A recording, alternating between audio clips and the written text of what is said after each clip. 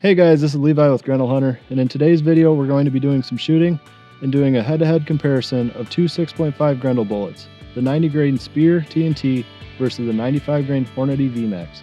Both of these loads are from Druid Hill Armory out of Dixon, Missouri, and shot through one of our 22-inch uppers.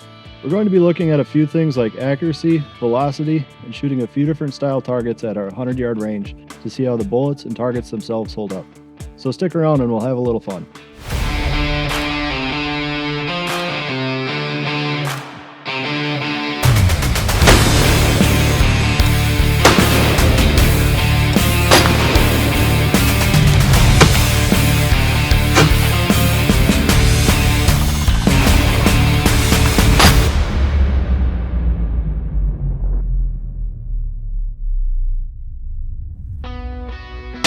Alright, here we go. After a quick bore sight and zero, we shot a couple of 5-round groups with each load. Both the 90 grain TNT and 95 grain VMAX shot sub-minute of angle. With a 10-round string of each load through the ground graph, both had very good standard deviations. The TNT had a standard deviation of 10, while the VMAX had a standard deviation of 14. Now we're going to get into the fun part and find out how the different bullets and targets react to one another. First up for the classic water jug test is the 90 grain TNT.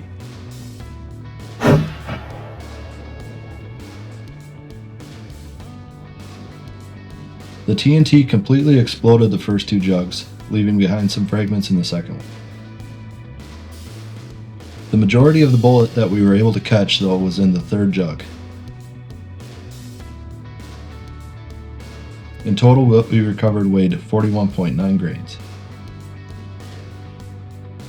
Next in line is the 95 grain VMAX.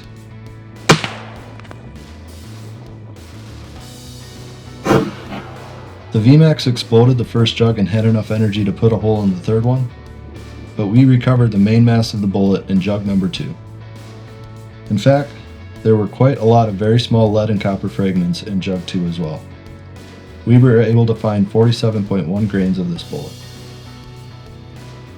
Both bullets, even with the small fragments that we recovered, had more than half of their original weight turned to shrapnel that kind of disappeared.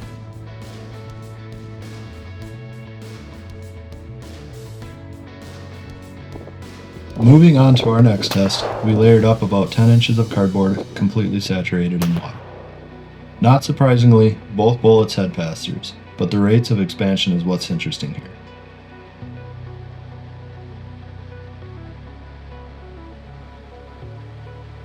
In the first handful of layers, there isn't much going on yet, but at 10 and 12 layers in, you can see the VMAX had already opened up a considerable amount. The TNT, however, was still close to its original size. Keep in mind, we're probably only 1.5 inches deep into the cardboard right now. At about the 18th to 20th layers, we get a pretty clear idea of the different rates of expansions these bullets have. The TNT is drilling a hole, while the VMAX has continued to expand really fast and is doing some serious damage. But at this point, we're not seeing any fragments from either bullet. Here, we're 35 to 38 layers in, and you can see the TNT has begun to open up a bit. We're also starting to find some small fragments from VMAX, but not a ton. Between layers 35 and 70, this is where the 90 grain TNT does its work. While the VMAX hole has remained a pretty consistent size, the TNT hole has grown to become about the same diameter as the VMAX. At this point, we're probably 8 inches through our 10-inch block of cardboard. From here to the end, the channels stay about the same for both bullets.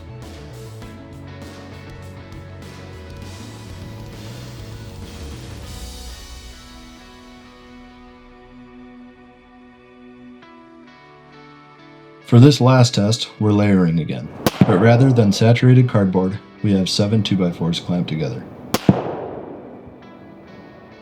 Of course, we see the entries for both bullets are the same, much like in the cardboard test.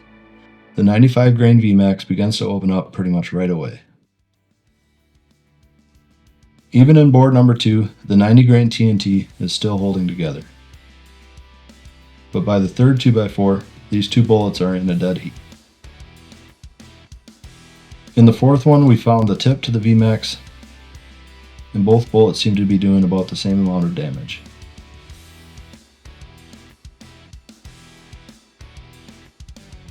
The fifth layer had some copper fragments from the 90 grain TNT.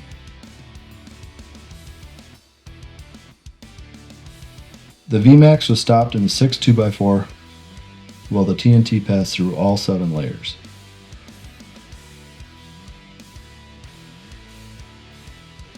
We did recover the VMAX, and it maintained 74% of its weight at 70.1 grains. It's interesting to see how these two varmint bullets behaved going through different materials. Water, saturated cardboard, and lumber are very different from, say, a coyote, but still some definite takeaways. The TNT penetrated deeper before fragmenting inside the different targets, and the VMAX seemingly began to come apart much more quickly while not penetrating quite as deep. Both of these Druid Hill Armory 6.5 Grendel loads are excellent options for you varmint hunters out there. This isn't a paid promotion, we ordered the ammo right from their site, and they have a lot of unique options and a loyal following, so definitely check them out. That wraps up this video, and as always, make sure to like and subscribe, and we'll see you on the next one.